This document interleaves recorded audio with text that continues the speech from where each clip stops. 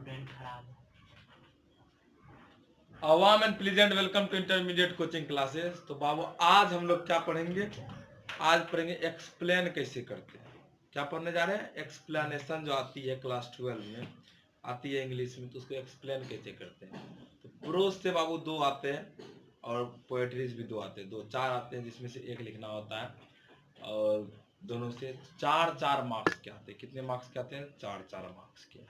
तो आपके पास 2 ऑप्शन होता है। अगर आप सही सही लिखते हैं और आपके जो एग्जामिनर होते हैं वो अगर सही से चेक करते हैं आपको फुल में फुल भी मिल सकता है, नहीं 3.5। आज जो हम आपको मेथड बताने जा रहे हैं उससे आपको 3.5 मिल जाएगा। मेथड में सबसे पहले क्या होता है, जिस चैप्टर से भी आपको पूछा जाए उस चैप्टर के राइटर और उस चैप्टर का नाम पता होना चाहिए। जो लाइन जो होता है उसे ये पता होना चाहिए आपको कि कौन सा चैप्टर है और कौन सा राइटर है उसका। समझ में? तो सबसे पहले हम लोग को क्या पता होना चाहिए? We have to know that who is the writer और poet of the chapter from which the line has been taken.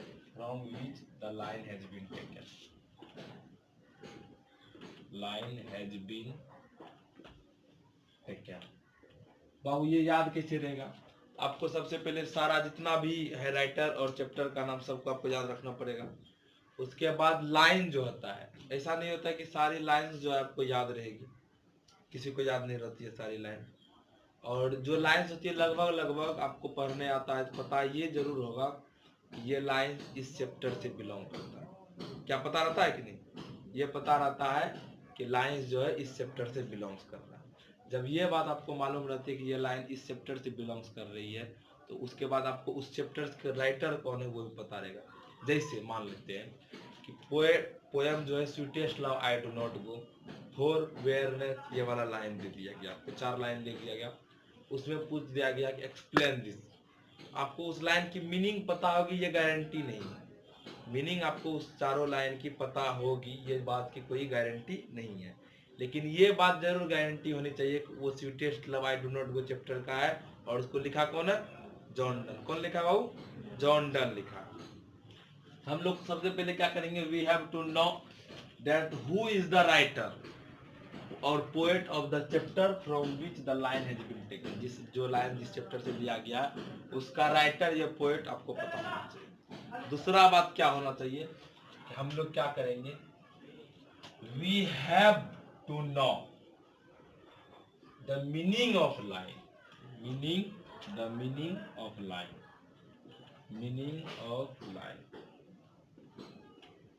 हम लोग को उस जो लाइन दिया रहेगा, प्रोज में बाबू 2 लाइन दिया रहता है। प्रोज का अगर दे दिया जाता है तो उसमें 2 लाइन्स रहते हैं और पोएट्री में बाबू 4 लाइन्स रहते हैं। कितने लाइन रहते हैं? 4 लाइन्स। समटाइम्स 2 भी रहते हैं, बोल रहा है, समटाइम्स 2 लाइन भी रहता है। और इसमें से आपको ये 2 लाइन या फिर ये 4 ये 2 लाइन का आपको मीनिंग पता होना चाहिए। ऑलमोस्ट मीनिंग पता होना चाहिए, जरूरी नहीं है कि आपको वही मीनिंग पता होना चाहिए। और इसमें एक्सप्लेनेशन ये कह रहा है कि आप उस लाइन से क्या समझ रहे हैं उसको एक्सप्लेन करके दूसरे को समझाना। समझना? एक्सप्लेन क्या कहता है कि जो लाइन आप समझ रहे हैं उसको किसको समझाना है? एग्जामिनर को समझाना है, जो आपका कॉपी चेक करेगा उसी को समझाना है कि बाबू यही जो है सर यही कह रहा है और उसका मतलब ये होता है, हम इस बात को समझ रहे हैं। एक्सप्लेनेशन का यह मतलब होता है।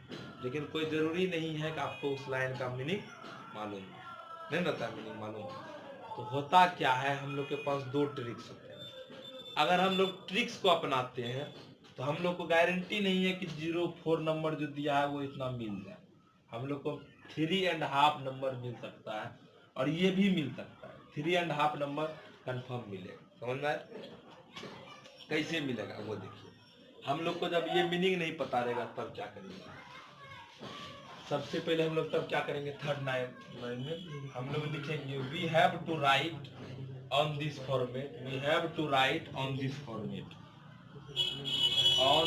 फॉर्मेट। हम लोग को इस फॉर्मेट पे बाबू लिखना होगा। फॉर्मेट क्या है? This line has been taken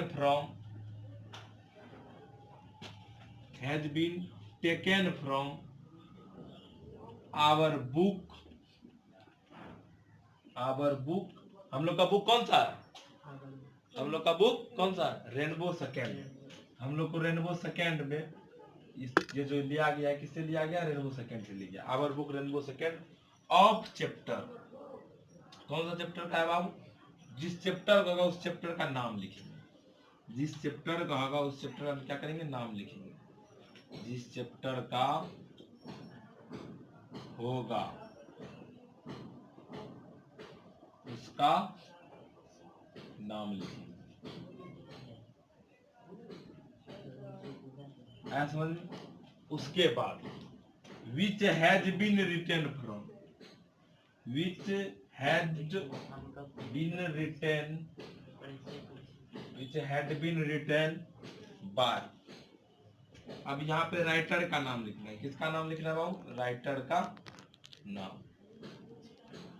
writer का नाम लिखेंगे। उसके बाद बाबू क्या करेंगे? जब राइटर का नाम पता चल जाएगा, सबसे पहले हम लोग को बाबू वही जैसे ऑप्शन देता है कि 3 गो दिया हुआ है, 3 गो में से कोई एक लिखना। जिसका पता रहे कि ये इसी चैप्टर से है और इसी काम को राइटर का नाम भी पता है और इस चैप्टर से जब दोनों चीज पता रहे तभी उसमें क्या करेंगे? दिमाग लगाएंगे। और पता भी रहे, मीनिंग पता नहीं रहे और दूसरे का मीनिंग पता है तब करेंगे। अगर मीनिंग पता नहीं है, जिसका थोड़ा थोड़ा भी जानते हैं उस स्टोरी के बारे में या फिर उस पोयम के बारे में, उसी में दिमाग लगाना। समझ में आया? उसके बाद जो है इस फॉर्मेट पे क्या करेंगे? लिख देंगे। ऐसे लिखेंगे आंसर लिखे। उसके बाद लिखना है this line has been taken from our book Rainbow second of chapter देने के बाद sweetest love I do not go है या पिंच ऑफ स्नफ है, भारत इज माय होम है, जिससे भी है उसको लिखना है। उसके बाद which had been written by, जिस जो लिखा है, कौन लिखा है? राइटर का नाम लिखना है या फिर पोएट का नाम लिखना है। समझ में आया? उसके बाद क्या करेंगे? हम लोग 4th स्टेप में पैराग्राफ चेंज करेंगे। चेंज दी पैराग्राफ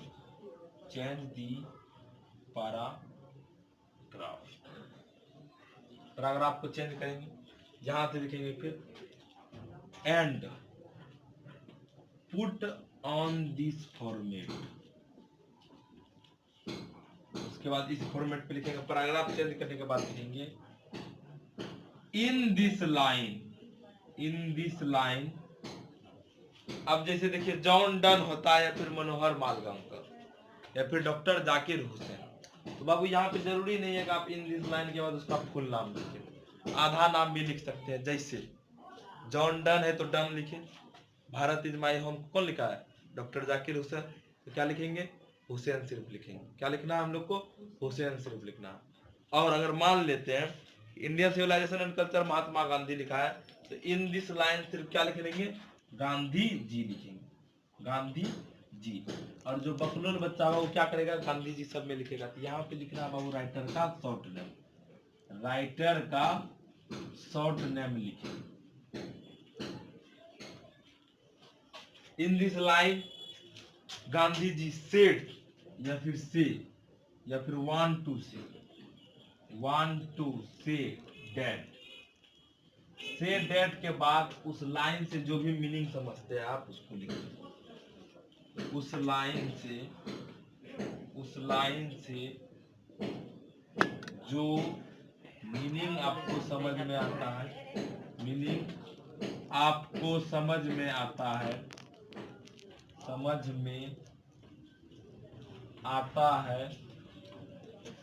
उसको लिखें।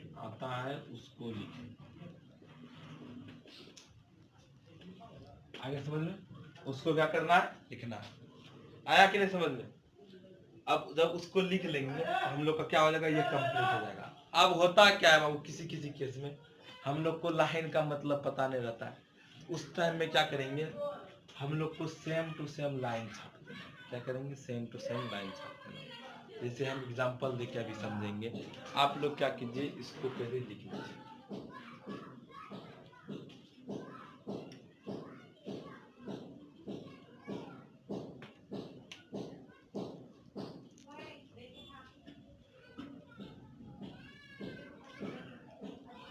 वाले कवर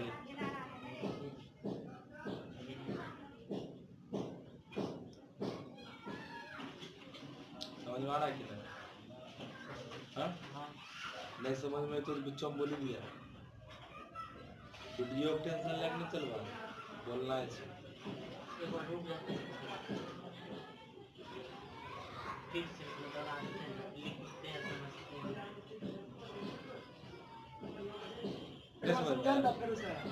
नहीं समझ में आया फिर से समझा दे लिखो लिखो लिखो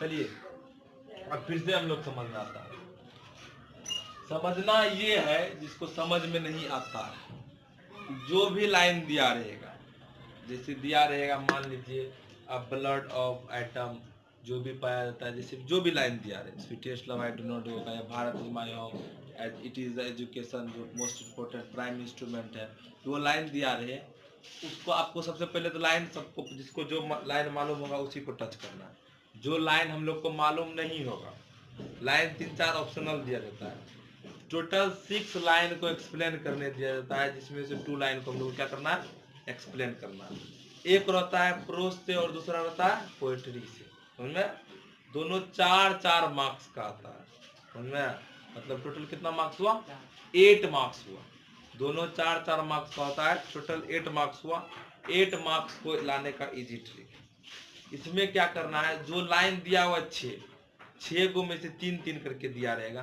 तो 3 गो में से किसी एक को तो एक्सप्लेन करने आना चाहिए उसमें से ऐसा कोई एक होगा जिसका आपको किस चैप्टर से दिया गया है और उसका कौन सा पोएट है या फिर कौन सा राइटर ये मालूम हो जो पोएट या जो राइटर आपको मालूम होगा जो पोएट या जो राइटर आपको मालूम होगा उसी को आपको टच करना है अगर किसी का मीनिंग पता है पोएट और राइटर नहीं मालूम है उसको टच नहीं करना समझना जिसका मीनिंग पता हो और पोएट और राइटर पता हो तो उसको और अच्छे से टच करना मीनिंग क्या होता है इसमें एक्सप्लेन यही करना होता है कि इस लाइन से आप क्या समझ रहे हैं वो हमको लिख के बताइए तो बाबू हम लोग को सबसे पहले क्या देखना है कि किस चैप्टर से लिया गया है और उसका राइटर कौन है ये हमको आ रहा है कि नहीं आ रहा है और राइटर और चैप्टर का नाम याद रखना बहुत ही आवश्यक है क्योंकि 5 दूनी 10 और इधर 2 दूनी 4 नंबर आपको मिल जाएगा और समरी में भी 1 से 2 नंबर मिल जाता है राइटर का नाम याद रखते हैं मीन्स टोटल कितना आ गया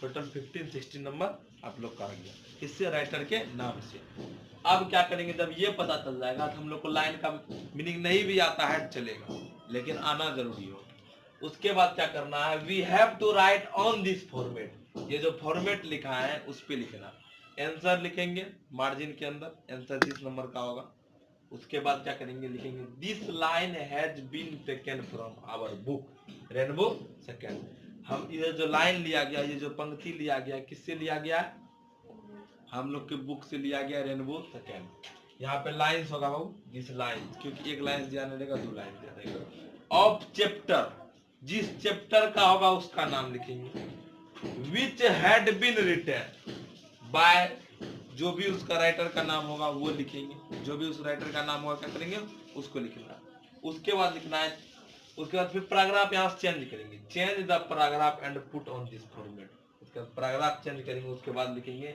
इन दिस लाइन राइटर का short name want to say that उसके बाद उस लाइन का मीनिंग लिख देना है आंसर क्या हो जाएगा कंप्लीट हो जाएगा समझ में आ गया अब हम लोग क्या करेंगे प्रीवियस ईयर क्वेश्चन से कुछ क्वेश्चन उठाएंगे उसको क्या करना है उसको सॉल्व करना चलिए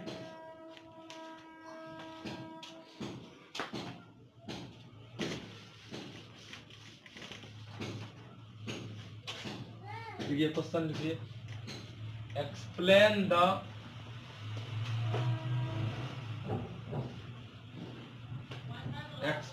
the following line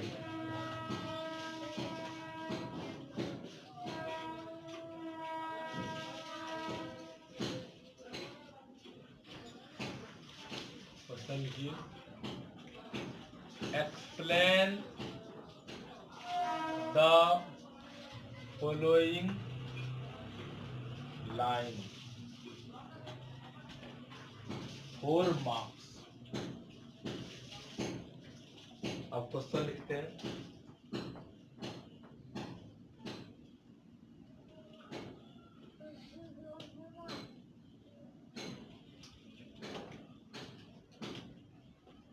The nearest tower of silence, tower of silence was 1,000 miles, 1,000 miles। उसके बाद है the fire hymen said to me, you stand forgiven, you stand forgiven। अब देखो बाबू इस लाइन का मतलब क्या है। The nearest tower of silence, ये जो है सबसे पहला बात देखिए, फायर हाइमिन लिखा हुआ है, किस चैप्टर का होगा? फायर हाइमिन लिखा हुआ है तो किस चैप्टर का होगा? फायर हाइमिन का होगा। उसका राइटर कौन है? Who is the writer of fire hymn? K K N. Daruwalla. वो जो रिलीजन से क्या था?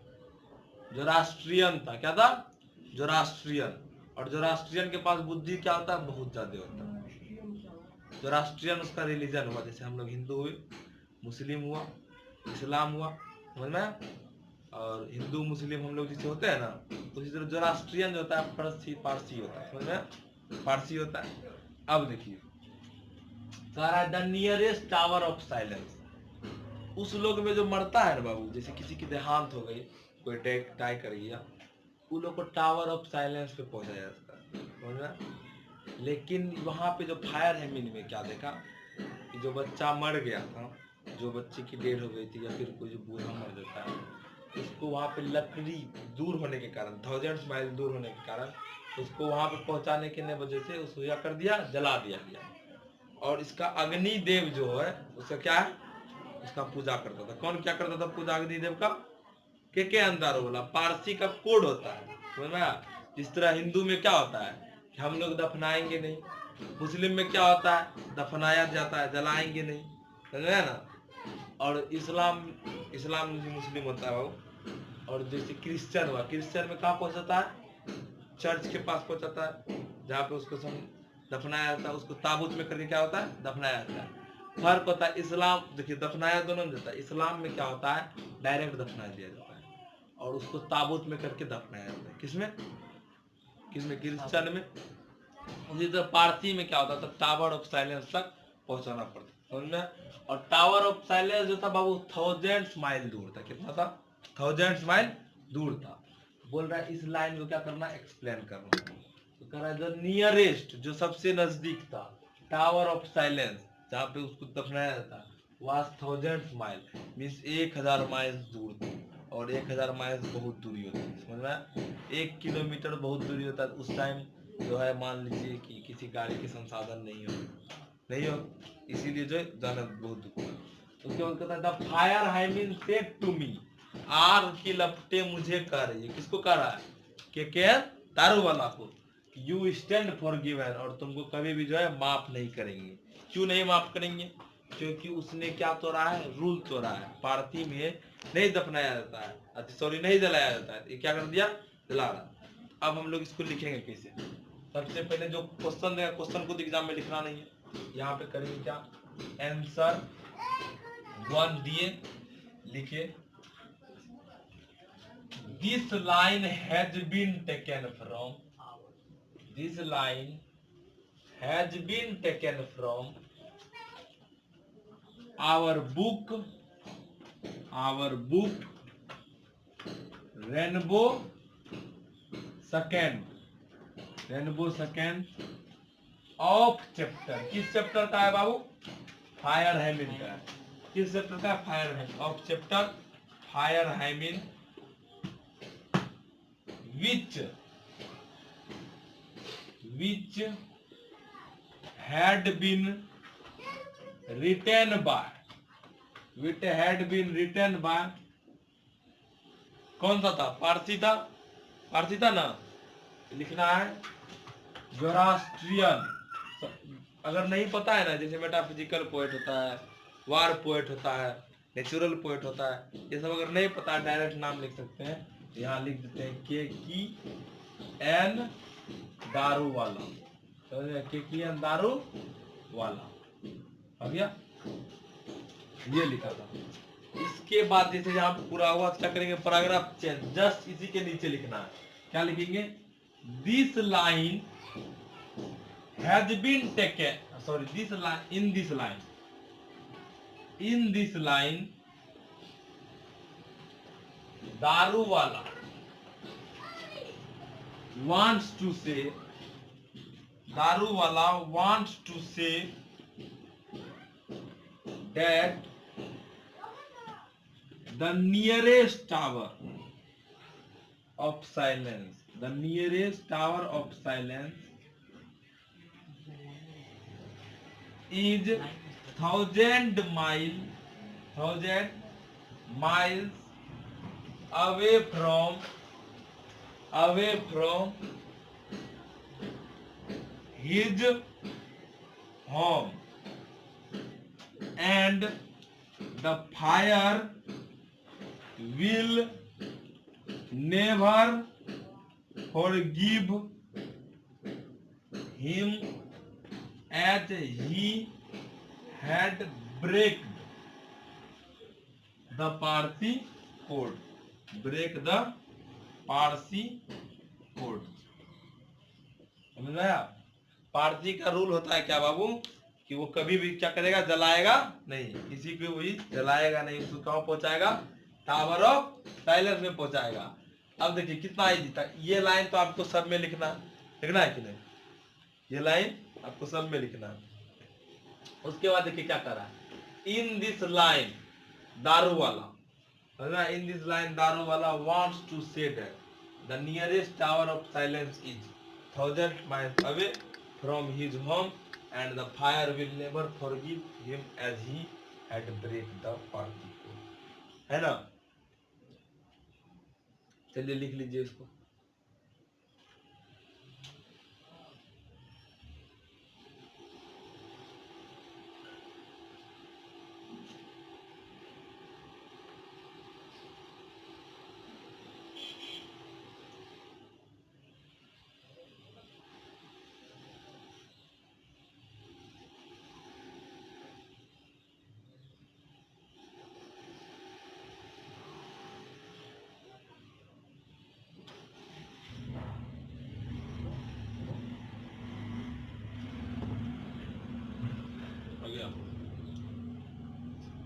अब देखिए समझिए फिर से, ये लाइन उसी फॉर्मेट पे है कि नहीं?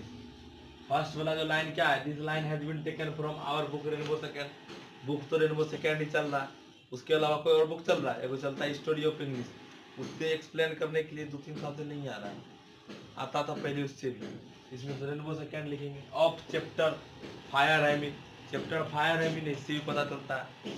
विच had been written by K N Daruwalla, ये भी पता चल गया, इसमें भी कोई दिक्कत नहीं। इन दिस लाइन आप यहाँ के की भी लिख सकते हैं, दारू वाला भी लिख सकते हैं, जो लिखने का आपका इच्छा है वो लिखिए। वांट्स टू से क्या कहना चाहता है? कहना ही कुछ चाहता है तब ना वो लिखा है। Wants to say that. अब दैट के बाद क्या करना है? ये देखिए लाइन क्या लिखा है? The nearest tower of silence was 1,000 mile. क्या लिखना है? That the nearest tower of silence is 1,000 mile away from his home, उसी के घर से दूर होगा जहाँ पे जला रहा है, उसी दूर से।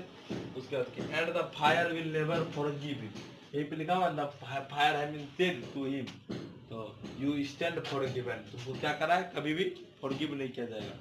The fire will never forgive him as he had break the Parsi code. क्या किया है? वो ब्रेक किया है पारसी कोड को। समझ में आया कि नहीं समझ में? अब चलिए हम लोग क्या करेंगे? दूसरा क्वेश्चन लिखेंगे।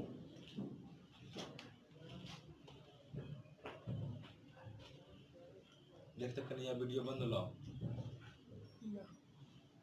पॉज कर, चार्ज दे।